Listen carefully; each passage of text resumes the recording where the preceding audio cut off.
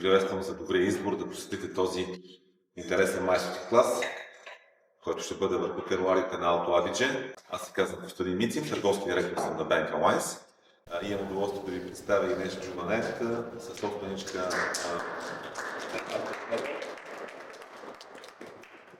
Castelfeder семейна изба. Инес е част от семейството Джованет, които са собственици на Castelfeder. Темата е теруарите на Алто Адидже с една така поетична нотка, там където Алпите се целуват, се срещат с Средиземноморието. Наистина това е уникално място за Италия.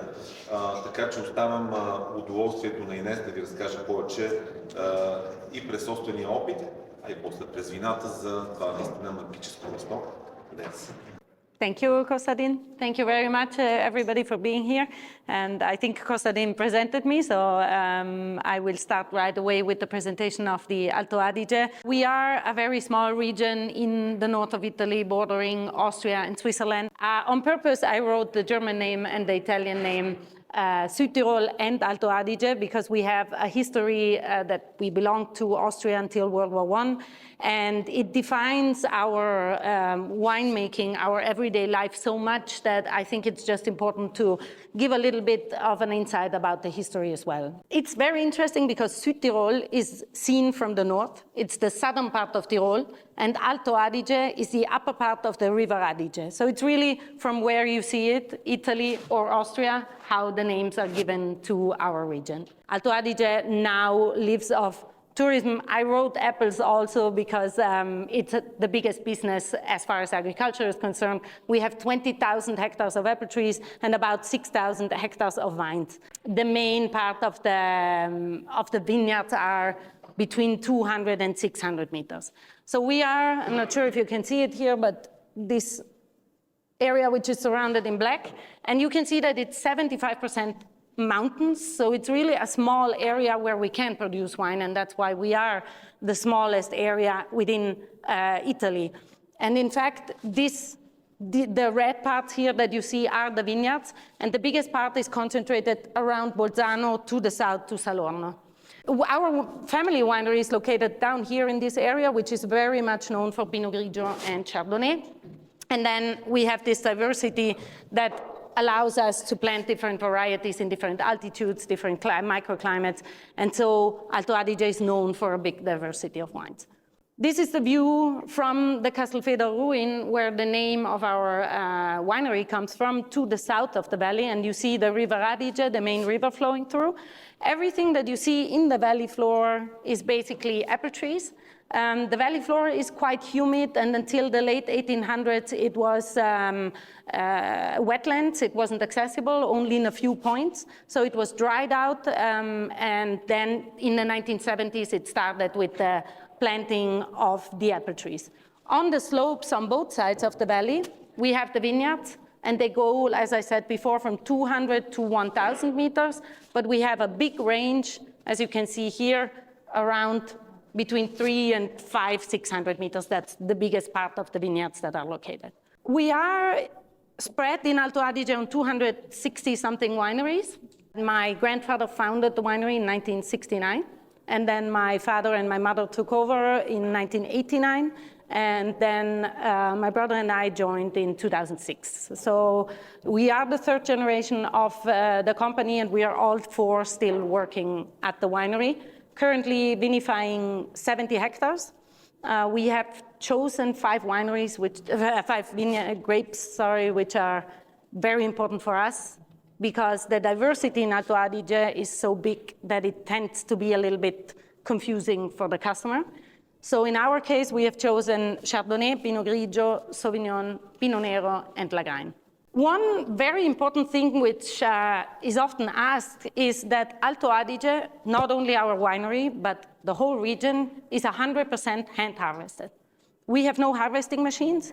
We do many other works, of course, with machines, but harvest is still something done by hand completely. This is one due to the fact that we have such small vineyards, so it wouldn't make sense to actually go through with a harvesting machine. For example, we ourselves, we have tried for a Pinot Grigio to harvest with the machine, and we've had very different results. And as you may know, the Pinot Grigio is also a dark grape, so it has color in the skin. And from the machine harvesting, we got quite a bit of color in the wine afterwards as well, because it's a different mechanical influence on the grapes. So we've tried it, but we've opted back to hand harvesting, and so have many other producers in Alto Adige. And this is, again, one of the key things for the quality that we have in our small region. The climate in Alto Adige is alpine. We are protected from the Alps in the north completely. So whenever we cross the Brenner Pass to Austria, in Austria and in Germany, it's usually much colder than it is in Alto Adige. We are completely protected. We get the north winds in the winter quite a bit, but we don't have this, it's kind of lowered a little bit from the Alps. It's not as strong as in other areas. For the wine, this of course is ideal because we are the most northern region in Italy and we have a cool climate. We can plant many different varieties because of that. But on the other hand, we have this influence from the south, and so we do not have a lot of difficulties in maturing of the wines, of the grapes. As there may be in Germany, they have much more difficulties. We do not have any difficulties. In Alto Adige, vintages are good or better, or the worst is really if it's frost or hail, but otherwise we don't have very, very big difficulties. We have big temperature differences, and that makes, of course, aromatic varieties or also Pinot Noir very important. And we have an area which is quite limited. We have about 30 kilometers of vineyards. So from Salurn to Meran, it's about 30 to 40 kilometers of vineyards. So it's quite easy to oversee everything as well. I think the most important factor for us is that starting from now in the spring until the fall, the Aura wind from the Lake of Garda is coming through Alto Adige, and it starts almost as a clock every evening around 5, and it ends between 8 and 9. So this is really something that dries out the vineyards. It helps when it's raining, and afterwards the Aura is coming through, so we have less problems with mildew, we have less problems with diseases in general, and this is a very, very important factor. So we could say we have almost an ideal climate. Geologically, Alto Adige is also very special. We have about 150 different soil types, and they can vary from, within 1 hectare of vineyards, they can vary 4 to 5 times. So nothing is, we don't have, like for example, in the Mosel Valley, they have mostly slate, whether it is gray or blue or red, but it's slate. And in Alto Adige, we have such different formations that it's really challenging sometimes to have a vineyard which gives a uniform wine. So we have two completely different compositions. That is why the main wine growing area is located in this area, because it's ideal soils for winemaking. What we can see here is everything that is blue is the sedimentary rocks, and the dolomites, which are located in this area, are part of this sedimentary rock.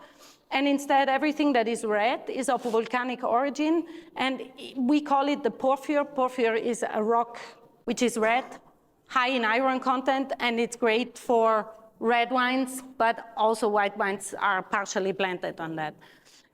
So we could say that the two main formations of soil for Alto Adige are volcanic porphyry and dolomite rock. And you could say that mostly we plant white wines on the dolomite side and red wines on the volcanic side, but here also we have, of course, differences. Burgum Novum Riserva, the wine that you have in the glass, is, like I said, the start for our company of quality production. We started with Chardonnay and Pinot Noir, and because we already had Chardonnay and Pinot Noir and believed a lot in those wines, we started producing them in oak. And my father and my grandfather released the first wine in 1989 with the name of Burgum Novum, because the town where Castelfeder was founded in is called Neumarkt, and it was founded as Burgum Novum Dienne in 1189. So for the 800 years anniversary, they released this wine for the first time. 18 months of aging in oak, 1 year in the bottle. It's a 2022 vintage, sorry, I didn't say that. And we released this wine only after 3 years. Alto Adidje DOC regulation for Reserva would mean 2 years. But already in 2013, my brother and I decided that the wines, they age quite a while on oak. And when you release them too early, everybody, all of the customers were saying, yeah, good, but too oaky. It's too young. It needs some time. And so we decided to take 4 years, and we basically added 1 quarter of aging each year. And then in 4 years later, we released the first wine after 3 years. And now all of the vintages, every vintage is always released in October of each year, independently if the old vintage is sold out or not. So very often you can also choose between the vintages. And for the Chardonnay, in this case, we currently only have 2022, but sometimes it happens that you can also choose between the vintages. The 3 vineyards that we have here are all designated to Pinot Noir and only Pinot Noir. And so it's really important because I think those will be the wines in the future that will be recognizable. In 2024, you will see this symbol on all of the wines that are UGA, on Alto Adige wines only. So if you see this symbol, it means it comes from 1 single vineyard. Everything else is not 100% from 1 single vineyard, or it's not produced under the regulations of the UGA, which means we have to reduce the quantity per hectare and so on. The UGA process was already ongoing, and we thought that it would be interesting to vinify 3 wines completely the same way, to go out with to release always the same vintage, to keep the hand of the winemaker basically as back as possible, and to let the 3 single vineyards speak and show the differences that we have. What's very interesting is that they have many things in common as well. They're all on the east side of the valley. We have pretty much a similar soil type. We have clay in all 3. Whereas Mazzon is the one with the most clay, the deepest soils, and the other 2 have a little bit more limestone content and chalk, and are a little bit lighter and give a little bit different wines. What's the main difference is really the altitude. We go up in Glen to almost 800 meters of altitude. Glen is south-southwest facing, so initially, not ideal for Pinot Noir because south facing, a lot of sun, not ideal for Pinot Noir.